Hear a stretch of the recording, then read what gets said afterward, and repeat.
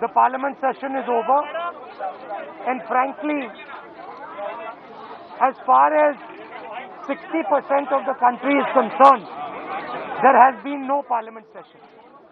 Because the voice of 60% of this country has been crushed, humiliated, and yesterday in the Rajya Sabha, physically beaten. We raised the issue of Pegasus. We asked the government to debate Pegasus. The government refuses to debate Pegasus. We raised the issue of farmers outside Parliament because we cannot raise it inside Parliament. We raised the issue of price rise outside Parliament because we could not raise it inside Parliament. And today we have come here to speak to you because we are not allowed to speak inside Parliament. This is nothing short of the murder of the democracy of this country. Chairman की जिम्मेदारी house को चलाने की है।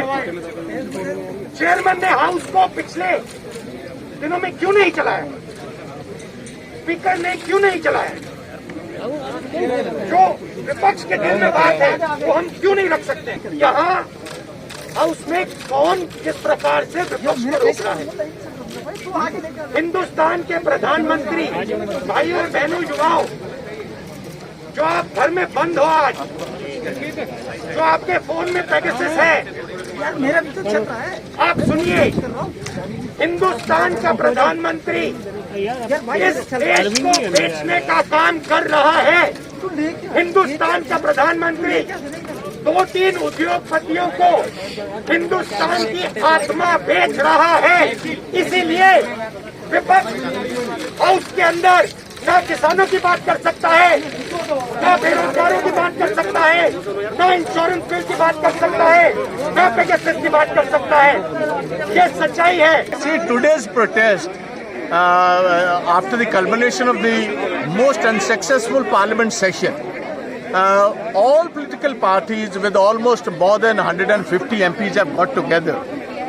ये हम इसलिए इकट्ठे हुए हैं इस अंधी बोली और सरकार के लिए, इनके कान खोलने के लिए, इनके आंखें खोलने के लिए कि जिन इश्यूज पर चर्चा चाहता था सारा देश, किसानों के मुद्दों पर चर्चा चाहता था, बिल्कुल मौका नहीं दिया। पेगासस पर चर्चा चाहता था, मौका नहीं दिया।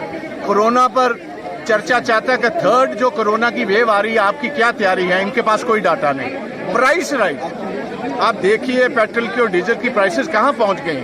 ये जवाब देने को तैयार नहीं है, तो हमारे पास तो और कोई जरिया ही नहीं। इन्होंने सारे रास्ते बंद कर दिए। और कल सबसे शर्मनाक बात यह है, 74 साल के इतिहास में जैसे इन्होंने मार्शल्स लगाकर हमारी विमेन एमपीज को वहां से फिजिकली असॉल्ट किया। ऐसा लग रहा है कि डेमोक्रेसी तो है ही नहीं हिंदुस्तान में। मार्शल लॉ लग रहा है, जैसे पाकिस्तान में मार्शल लॉ था, ऐसे हिंदुस्तान में मार्शल लॉ लगा दिया।